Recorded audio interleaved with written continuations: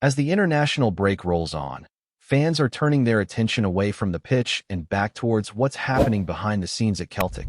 And let's just say, things are heating up. Now, before we get into the thick of it, here's a wee reminder. Starting next season, that October international break we're currently sitting through? A thing of the past. FIFA's shaking things up, combining the September and October breaks into one big, 3-week window. That's 4 games packed into September, meaning a bit of a cleaner run for the domestic calendar afterwards. Personally, that's a change that makes sense. 3 separate breaks before Christmas has always felt like overkill. So at least next season, the stop-start nonsense will be dialed back a notch. But let's talk about what really matters this week. Monday saw a significant meeting take place between Celtic's hierarchy and representatives from fan organizations, including the Celtic Fans Collective. This wasn't just a casual chat either. This was about real issues, long-standing frustrations, and the growing disconnect between the boardroom and the support. Now, both sides agreed to record minutes of the meeting and promised to try and align on a shared version before going public. But if they couldn't agree, each would release their own version. And guess what? It's already clear that there are 2 very different interpretations of how that meeting actually went down. Starting with the collective, who put together a detailed summary of the discussions. Representing Celtic were Michael Nicholson, Chris McKay, SLO John Paul Taylor, Kevin McQuillan from Commercial, George Campbell from Legal and Governance, and Mark Hargreaves handling safety and operations. That's a full house of top-level execs, which shows the club at least acknowledged the seriousness of the meeting. The structure of the conversation was based around an open letter previously submitted, one that gathered over 400 signatories, including some well-known Celtic-minded platforms. The letter posed several sharp questions and outlined fan concerns covering long-term football strategy, the lack of investment in the squad, a general absence of accountability, the slow pace of modernization within the club, as well as ongoing issues around ticket pricing, distribution, and the overall matchday experience. Now, here's where things get really telling. The collective didn't mince their words. They stated outright that they believe Michael Nicholson and Chris McKay's roles at the club are no longer tenable. That's a big statement. They didn't expect a resolution on that front during the meeting, of course, but they made their stance crystal clear. Their main takeaway from the meeting? A lack of humility, awareness, and accountability from those running the show. Instead of acknowledging structural failings or poor decision-making, the club leadership appeared more interested in talking about perception and communication issues, as if this was all just a big misunderstanding. They defended their footballing vision but admitted they need to do a better job explaining it. They defended their transfer strategy too, pointing to things like European tax laws and UEFA regulations as obstacles. Now, let's be real. Every club in Europe deals with those same hurdles. These aren't Celtic-specific problems. Trying to frame them as excuses for not behaving like a big club in the transfer market doesn't sit well with supporters. It comes off as weak and, frankly, dismissive.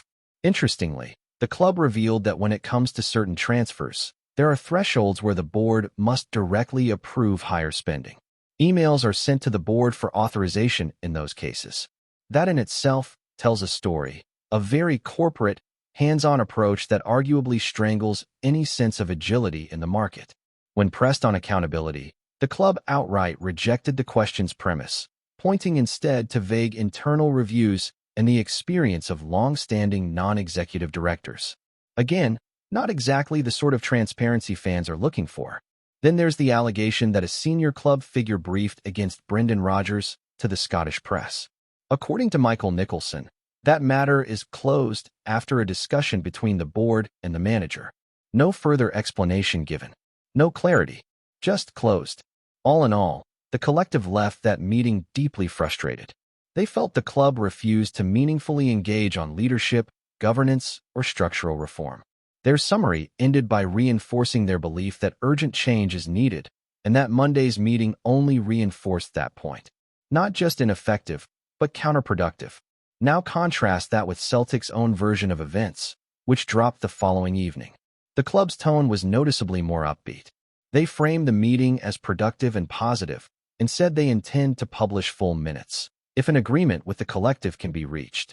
They noted that some topics couldn't be explored in depth due to confidentiality, but said they aimed to be as open as possible.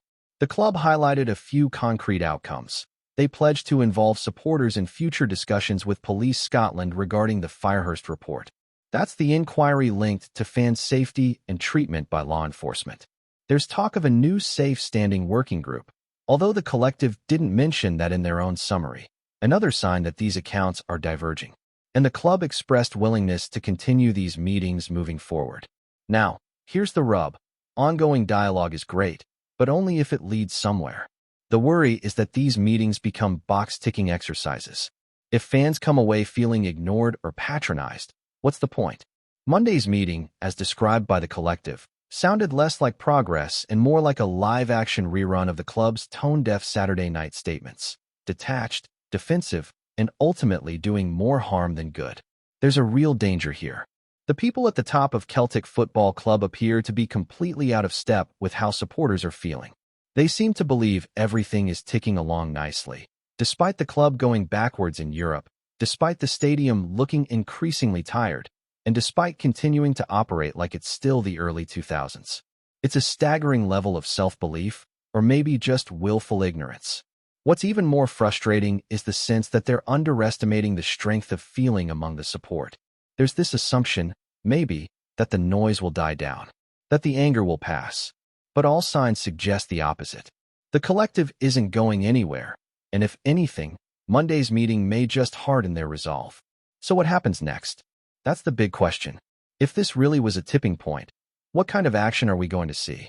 Fans want change, but no one wants to damage the team in the short term. No one wants to see the league lost or another European embarrassment. But is that what it takes? Does the situation have to get worse before it gets better? There's also a wider dilemma at play.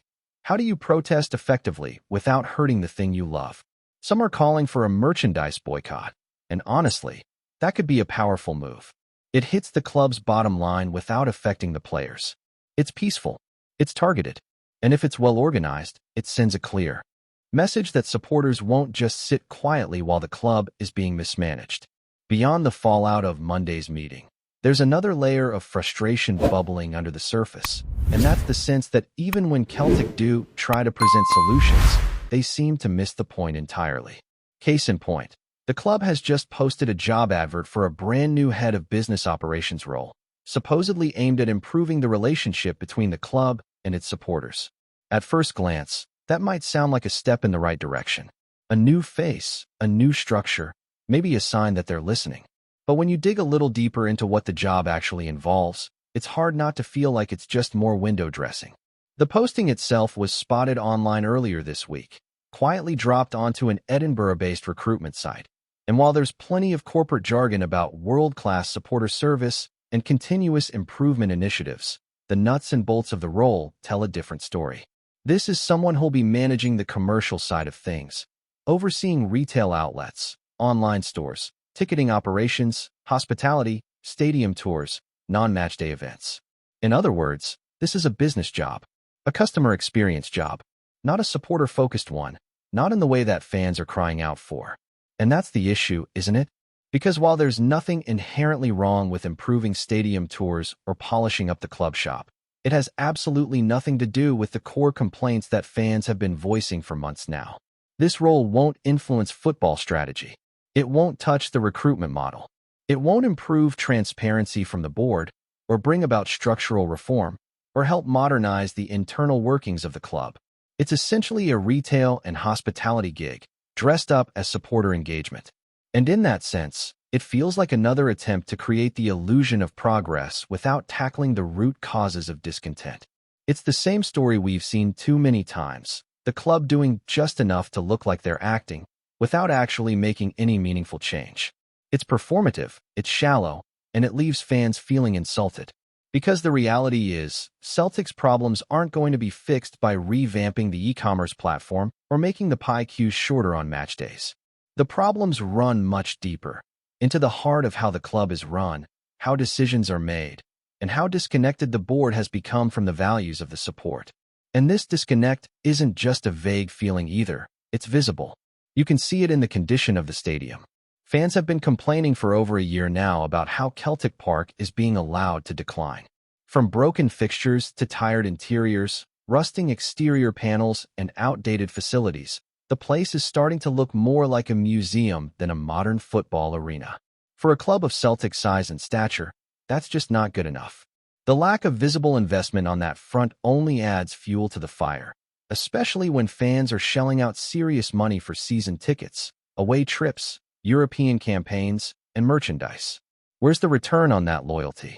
Where's the ambition to match the support the club receives week in, week out? And the thing is, it's not like the fans are asking for the moon. They're asking for a clear football strategy, for recruitment to reflect the club's ambitions, for modern leadership, for honesty, and for accountability when things go wrong.